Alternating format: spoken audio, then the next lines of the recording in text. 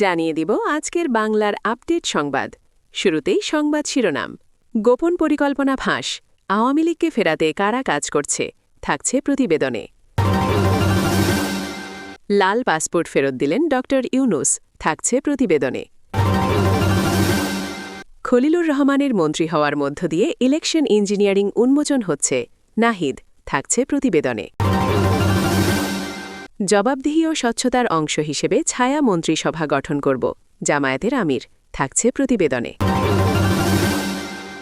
এতক্ষণ শুনতেছিলেন সংবাদ শিরোনাম, এখন বিস্তারিত। গোপন পরিকল্পনা ফাঁস, আওয়ামী লীগকে ফেরাতে কারা কাজ করছে, এখনই পাওয়া যাচ্ছে বড় রাজনৈতিক খবর। হঠাৎ আবার আলোচনা আওয়ামী লীগ, কিন্তু প্রশ্ন একটাই, কে ফিরিয়ে আনল তাদের? দেশের রাজনৈতিক অঙ্গনে নতুন করে শুরু হয়েছে নানা আলোচনা। বিশ্লেষকরা বলছেন পরিস্থিতির পেছনে থাকতে পারে বড় কোনো কৌশল, গোপন বৈঠক, নীরব সমঝোতা আর ক্ষমতার হিসাব, সব মিলিয়ে তৈরি হয়েছে রহস্য। কেউ বলছেন আন্তর্জাতিক চাপ, কেউ বলছেন দেশের ভেতরের রাজনৈতিক সমীকরণ বদলাচ্ছে। তবে এখনও স্পষ্ট করে কিছু জানা যায়নি। আর এখানেই তৈরি হয়েছে সবচেয়ে বড় প্রশ্ন, আসলে নেপথ্যে কে?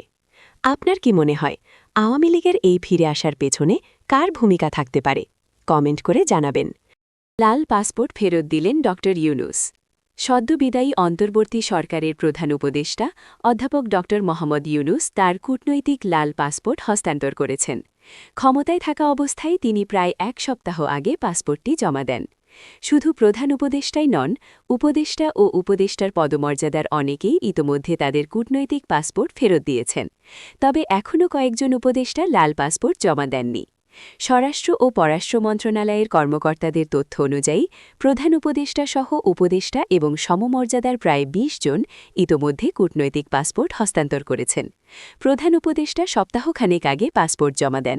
অন্যরাও নির্বাচনের আগে নিজেদের পাসপোর্ট ছেড়ে দিয়েছেন। সরকারের এক কর্মকর্তা জানান, বিদায়ী সরকারের অধিকাংশ উপদেষ্টা লাল পাসপোর্ট ফেরত দিয়েছেন। যারা এখনও জমা দেননি তাদের তাৎক্ষণিকভাবে জমা দিতে হচ্ছে না, তবে নির্দিষ্ট সময় পর তাদেরও পাসপোর্ট হস্তান্তর করতে হবে।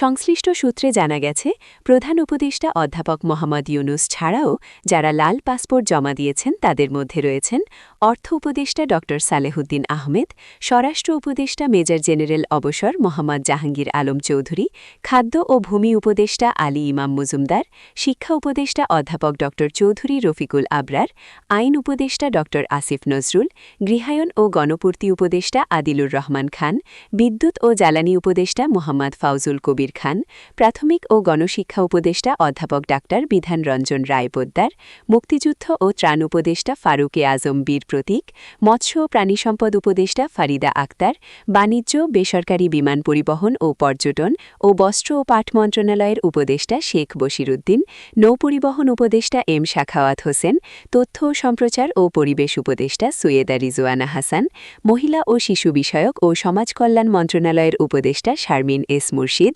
স্বাস্থ্য উপদেষ্টা নূরজাহান বেগম এবং সংস্কৃতি বিষয়ক উপদেষ্টা মোস্তফা সারোয়ার ফারুকী।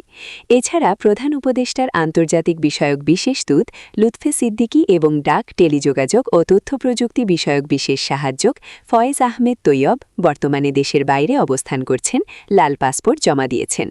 সাবেক ছাত্র উপদেষ্টা মাহফুজ আলম ও আসিফ মাহমুদ সাজিব ভুঁইয়া দায়িত্ব হস্তান্তরের পরপরই তাদের কূটনৈতিক পাসপোর্ট ছেড়ে দেন।